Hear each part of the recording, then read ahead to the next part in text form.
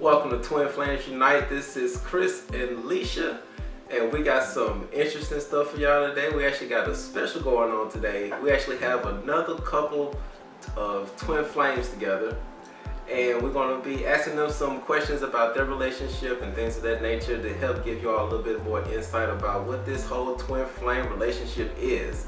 So y'all don't know how excited I am. This is my boy and my girl. I'm gonna let them go ahead and introduce yourselves. Go right ahead. You first. Ladies first. Take it away. I'm Lana. And I'm Lee. And we actually came in contact with this couple through mutual friends. Actually, Leisha knows her. You want to tell how you met her? Yes. Well, we met at a very special place. I call her my butterfly lady because she's so beautiful. She has such a beautiful aura. Her spirit is so authentic, and I was actually drawn to her. I didn't know why I was drawn to her. I actually had my hair was much longer than this a few months ago, and I wanted to get a shortcut, and I didn't know where to go. And so one day I saw her walking by, and something just made me wanted to ask her, where did you get your hair cut?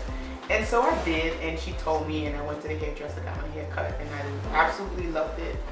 And after that, we just kind of started getting closer and closer. We started talking, and then we found out we had so much in common. And she loves butterflies, I love butterflies.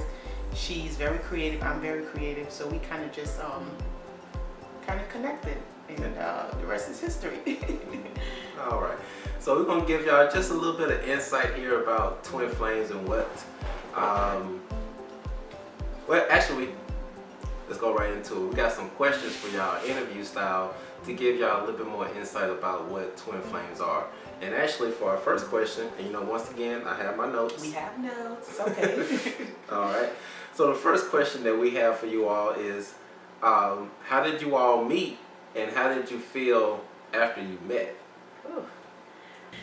We met on Facebook.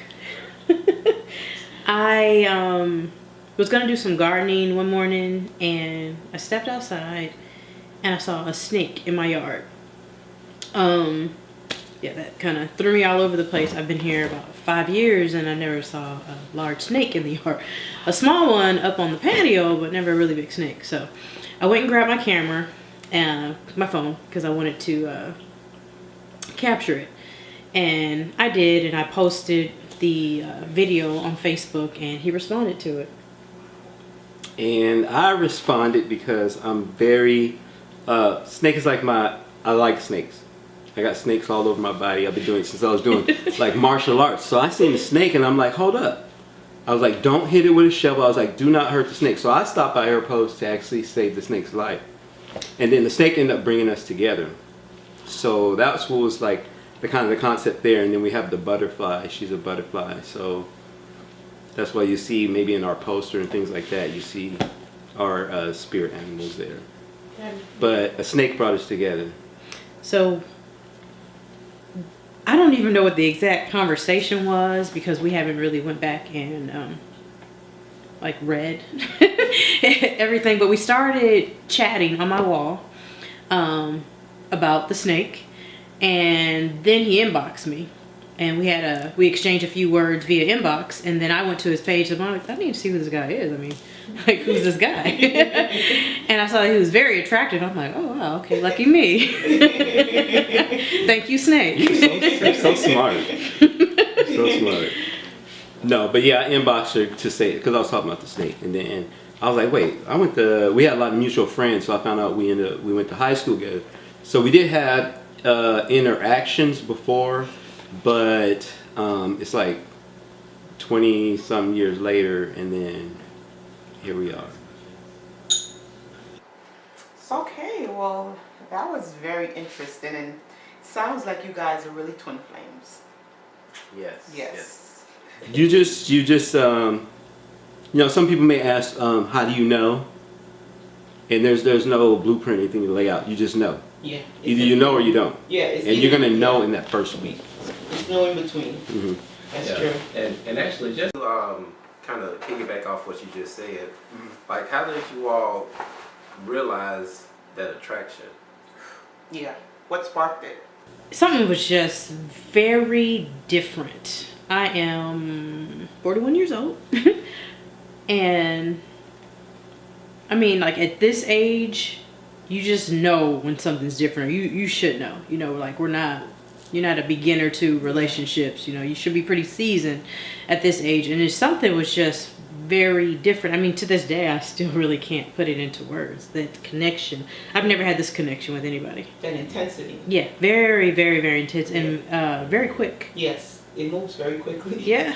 Very quick. fast. Very yes. fast. Very fast, very intense. I feel like we're In a bubble? like 2 years in already. Mm-hmm. Yeah. Emotionally. Yeah, that's how it is. Yeah. Because the physical, you can only get so much physical via video chat, and I'm not that type of person where you're gonna be sending pictures and things like that. So I went and I checked out her Facebook page, make sure she's not taking selfies and superficial and vain and all that stuff. I want to make sure there's some depth. So when I checked her out, and I was like, all right, she's cool. She's the type of female that I like and that I need. And then when I inboxed her, it was I know exactly the answer to that, and it was the conversation. Once I got into the conversation, I got to meet Shalana, and then when we actually met in person, that's where the physical and everything extrinsically happened. But I fell in love with her character and personality, you know, Awesome. because of the conversation. And I was like, I have to be able to vibe and talk with a female on my level. Not saying it's up here or there, it might be over here. It's just my level. It's up there. Awesome. It's really up there. And after that, I was like, man, I could talk to her about things that's on my mind, not somebody be like, you crazy or this or that. So it was a combo, and we're both parallel. So. One thing I do have to say that one thing that really, really stood out about our initial conversation was he mentioned having an awakening. And I've recently had an awakening. So I was like, wait a minute. And he said he doesn't talk to just anybody about it. So I was like, well, tell me about it. Like, I wanted to know about his awakening because, you know, I've just recently had one myself. So I knew that wasn't a coincidence. I don't believe that there's any coincidences at all in life. Everything is on purpose, and timing is always very divine. Yes. Yes. I agree. Awesome. Okay, All right. that's great. So we're going into our second question, y'all. I know this information is awesome already. I can't wait to see what this next one. I think Liz, you got the question for I got it. All right, guys. Now, how did your life change after meeting? What was significant? Goodness, that's a deep question. I know. Everything. Well, for me, everything changed. My surroundings, people that are in my life now, because I moved 1,900 miles away from home and things that I had going on. But when you know, you just know. There's no ifs, ands, or buts about it. After we talked, and you know, we spent numerous hours together, I dropped everything I was doing as far as my business, other avenues that I was opening up and working on. It was a lot, so, but it was worth it, and I knew I had a path to follow, and I was being pulled this direction, so I'm here, and then we'll see what's happening a year from now. That is beautiful. Okay. That is beautiful. That is absolutely beautiful. There we go. Okay. Boy, I tell you, these twin flames is Bring so some awesome. big changes in your life, unexpected changes. Yeah, and that actually goes into our next question Okay. for our twin flames. And keeping in mind that when you get together with your twin flame, it's pretty much a mirror reflection of who you are. Yes. So keeping that in mind, the question I have for y'all is, what specific wounds and patterns did you discover within yourself? Yeah. As far as your shadow side. Wounds and patterns. Yeah. I think it was everything. Yeah. Because our past relationships. This is such a good one. I know, it's pretty interesting. I never realized I was a selfish person, because I'm a giver. So it's kind of like, who, me, selfish? Like, I'm a giving person, and I've always shared just about any and everything with just anybody. But I've learned through Lee that selfishness just goes beyond just giving things, whether it's your time or material things, to other individuals. You can be selfish in other ways and not even realize it. So in an emotional sense, he's showing me areas of myself where I am selfish, where I put me first instead of him. It's a very tough pill to swallow because I don't see myself like that. I've never seen myself that way, but I have to honestly say here on camera today, it's nothing I haven't heard before, but I wasn't willing to listen to anybody else. Like, I've listened to Lee say it. It matters when he says it, brings it to my attention. It's still very uncomfortable, but when it's been brought to my attention from someone else, I'm just like, oh, whatever, get out of here with that. You know, not a very pretty side, but I'm learning. That's beautiful. But you're what we do is we complement each other and make each other better. Yes. And that's what twin flames do. Whether it be good or bad, you can point things out. Yes. And getting into, like, tapping into the love making and love side of things, I think when you're making love, you say you're making love to someone. So when we first got together and we had our encounters and stuff, and I was like, I never thought of this way, but now with my awakening, I said, you're just receiving knowledge and things are being downloaded. You just start knowing things without knowing. Yeah. That's the thing with your awakening, and Kundalini and all that falls into there. And when I started looking into the Kundalini, I learned that when you love someone, this is my queen, so I'm to serve her. So when I'm making love to her, I was like, it's not for me, it's for you. So I do everything that I can to please her and vice versa. And so now I'm applying that in my life where I wasn't before. And I noticed my past relationships they were meant to happen, but they weren't meant to stick. Because I learned a whole bunch of stuff, and I learned what not to do and what to do when I get into a real relationship. Beautiful.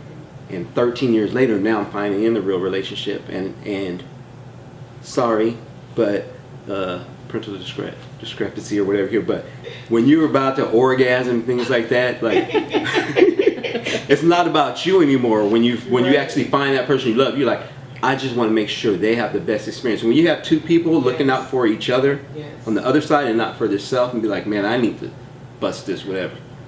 It's way, way better. So it's totally different. So like when you are making love, I'm making it for this person, and that person's doing it for me. So there's no selfishness. That both people are looking to please each other. And so when we applied that, it was just the fireworks, and sometimes you're not even making love. You're just sitting there and looking at each other and just being with each other. Sharing energy is being in one. It's an art form now. Yeah, and that's a beautiful thing. That's actually going into the tantric type of sex. And if y'all hadn't let's get into that.